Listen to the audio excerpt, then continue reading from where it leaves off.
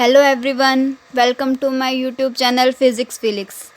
आज का हमारा टॉपिक है Bohr model of hydrogen atom.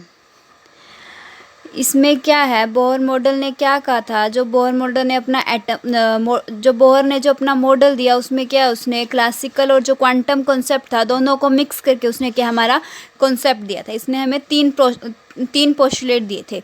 Bohr combined classical and early quantum concept and give his theory in the form of 3 postulate. इसने क्या हमें 3 postulate दिए थे। 3 पोस्टुलेट्स कौन कौन से हैं? पहला पोस्टुलेट्स क्या है, Bohr first postulates was that an electron in an atom could revolve in certain stable orbit without the emission of radiant energy। उसने क्या कहा कि जो हमारा इलेक्ट्रॉन है वो एटम के अंदर क्या कर रहा है, रिवॉल्व कर रहा है अपने एक सर्टेन ऑर्बिट में without the emission of radiate energy.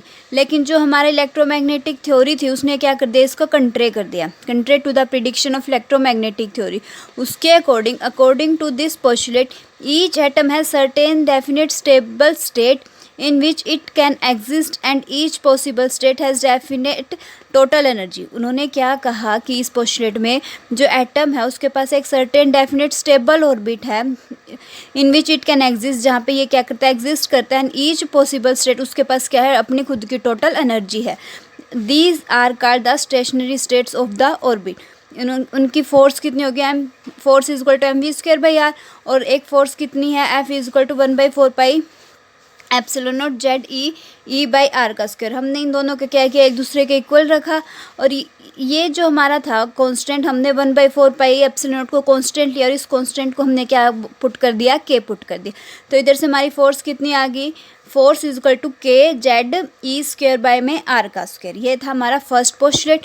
फिर बोहर ने हमें सेकंड पोस्टुलेट दिया। बोहर का सेकंड पोस्टुलेट क्या है, Bohr second postulate define the stable orbit. This postulate state that the electron revolve around the nucleus only in those orbit. उसने क्या कहा, सेकंड पोस्टुलेट में जो इलेक्ट्रॉन है वो न्यूक्लियस के अराउंड क्या कर रहा है, रिवॉल्व कर रहा है। किस ओनली इन दोज ऑर्बिट, उस ऑर्बिट में जब उसकी जो एंगुलर मोमेंटम है वो किसके इक्वल होगी, h/2 पाई के इक्वल होगी, तभी ये क्या करेगा, हमारा उसमें रिवॉल्व करेगा। This postulate state that the electron revolve around the nucleus only in those orbit for which the angular momentum is some integral multiple of h/2 pi, where h क्या हमारा प्लैंक कांस्टेंट है और h की value कितनी है, 6.6 into 10⁻⁻34 joule second.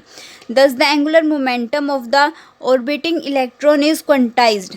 क्या होगी, जो हमारी एंगुलर मोमेंटम है वो क्या होगी, क्वांटाइज्ड होगी। और हमारा एंगुलर मोमेंटम L कितना होगा, NH/2 पाई, ठीक है। और L कितना होगा, हमारा एंगुलर मोमेंटम ने MVR। हमारी यहाँ पे क्या होगी, एंगुलर मोमेंटम आ गई। ये क्या थी हमारा सेकंड पोस्टुलेट। सेकंड पोस्टुलेट में उसने क्या कहा कि जो इलेक्ट्रॉन है वो रिवॉल्व करेगा न्यूक्लियस में जब उसकी जो एंगुलर मोमेंटम है वो क्या होगी, इंटीग्रल मल्टीपल ऑफ h/2 पाई के इक्वल होगी, तभी क्या हमारा सेकंड पोस्टुलेट वर्क करेगा। अब बोहर ने जो हमें थर्ड पोस्टुलेट दिया, थर्ड पोस्टुलेट क्या दिया उसने, Bohr third postulate incorporated into atomic theory the early quantum concept that has been developed by Planck and Einstein. उसने क्या है, प्लैंक और आइंस्टाइन ने क्या कहते हैं, इसको डेवलप्ड किया था। इट स्टेट दैट, इन्होंने क्या कहा, it state that electron might make a transition from one of its specified non radiating orbit to another of lower energy. When it does so a photon is emitted having energy equal to the energy difference between the initial and final state. The frequency of emitted photon is then given by, उन्होंने क्या कहा, जो हमारा h new है वो किसके equal होगा, EI minus EF। EI और EF के हमारी एनर्जी है इनिशियल और फाइनल स्टेट्स की, ठीक है। अब हम इसमें क्या है, रेडियाई निकालेंगे, फ्रीक्वेंसी निकालेंगे, टोटल एनर्जीज निकालेंगे, ठीक है। अब सबसे पहले हम क्या, हमारा रेडियाई निकालते हैं, ठीक है।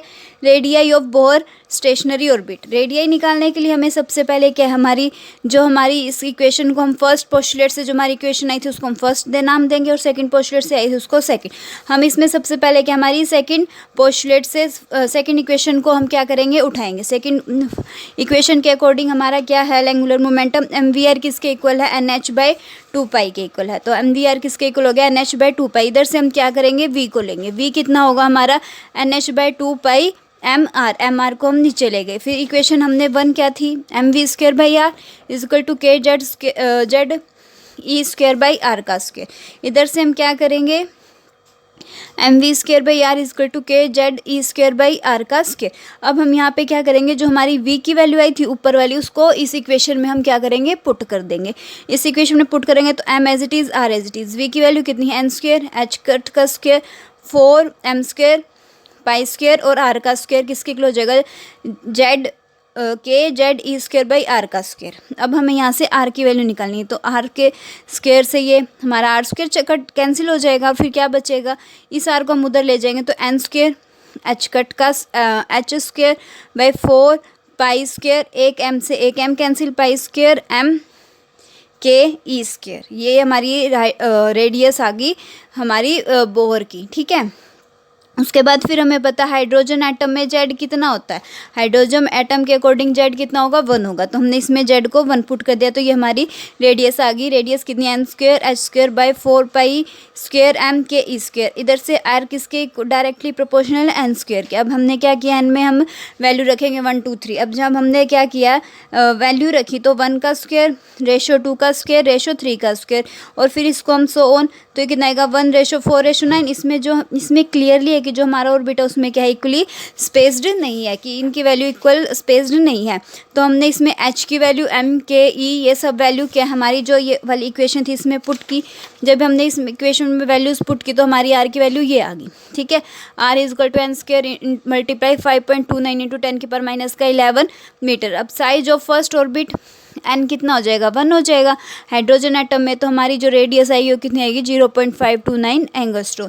ऐसे ही हमें सेकंड ऑर्बिट के निकालने तो एन को 2 पुट कर देंगे, वहाँ से हमें radius of hydrogen atom second order size of second orbit of hydrogen atom की हमारी क्या है, वैल्यू आ जाएगी, हमारी ये रेडियस आ जाएगी। हमने रेडियस निकाली, हम निकालेंगे वेलोसिटी। वही हमने फिर से फर्स्ट इक्वेशन ली और सेकंड इक्वेशन ली, इन दोनों को एक दूसरे के इक्वल पुट किया। इन दोनों को एक दूसरे के इक्वल पुट करने के बाद हमने क्या किया, वी की वैल्यू निकाल ली। यहाँ से हम वी की वैल्यू निकालेंगे तो ये हमारी वी की वैल्यू आ जाएगी। फिर वही हाइड्रोजन एटम में जेड कितना होता है, 1 होता है, जेड 1 है, तो यहाँ पे वी की direct inversely proportional to N है। तो यहाँ से क्या है, calculation so that in the first orbit N is equal to 1 of hydrogen atom orbital velocity.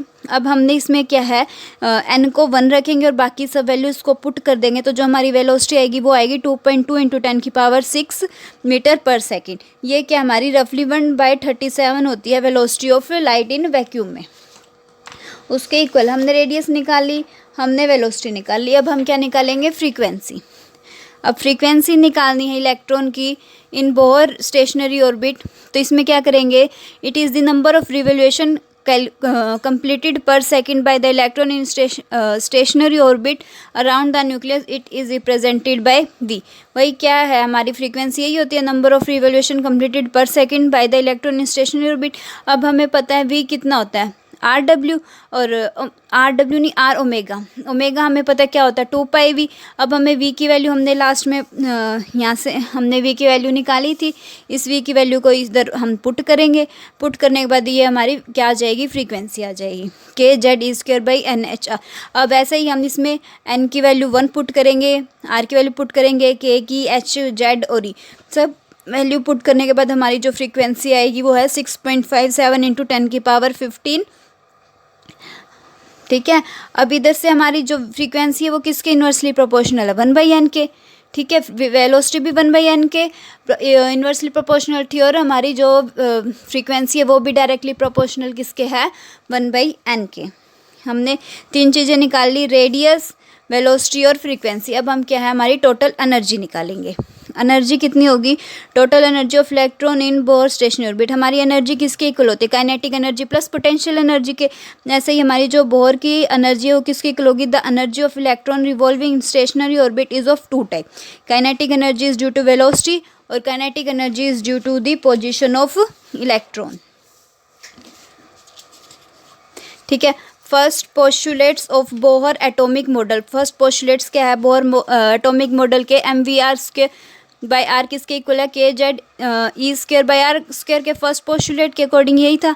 इधर से हमने दोनों साइड हाफ से मल्टीप्लाई कर दिया, 1/2 से एक आर से एक आर कैंसिल, तो ये क्या आ गया हमारी काइनेटिक एनर्जी ऑफ इलेक्ट्रॉन किसके इक्वल आ गई 1/2 mv स्क्वायर, और ये किसके इक्वल है के जेड ई स्क्वायर बाय 2r। ठीक है, a potential due to the nucleus at any point in the orbit in which electron is revolving किसके इक्वल है के जेड ई बाय आर।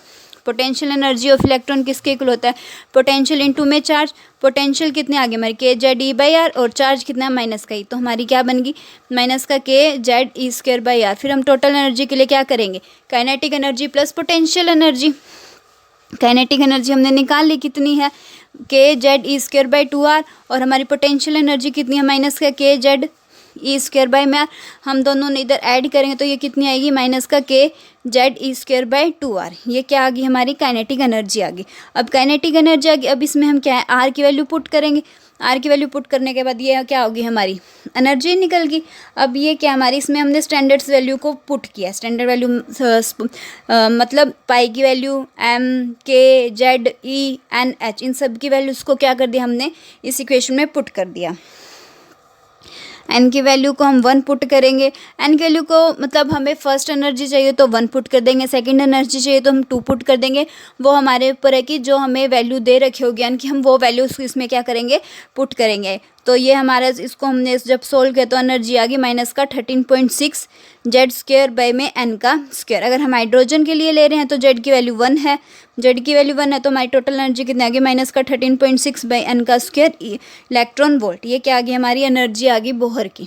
ठीक है, अब हमें फर्स्ट स्टेट के लिए अगर एनर्जी चाहिए तो हम इधर क्या करेंगे एन की वैल्यू को 1 कर देंगे, तो हमारी माइनस का 13.6 इलेक्ट्रॉन वोल्ट एनर्जी आ गई। हमने जब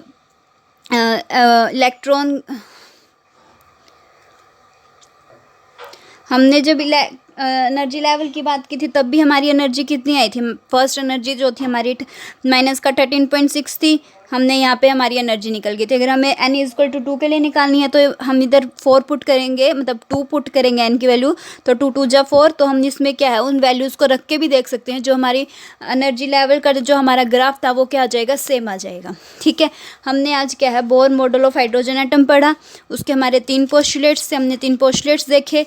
3 पोस्टुलेट्स देखने के बाद हमने क्या किया, पहले रेडियस निकाली, फिर हमने वेलोसिटी निकाली, फिर फ्रीक्वेंसी, और हमारी क्या निकाली हमने टोटल एनर्जी। ठीक है, ये क्या था हमारा बोहर मॉडल था। आई होप आप सबको मेरा लेक्चर पसंद आया होगा। अगर आपको मेरा लेक्चर पसंद आया तो please like share and subscribe my channel. अगर कोई चीज़ समझ में ना आई हो तो प्लीज़ उसको कमेंट करें। Thank you.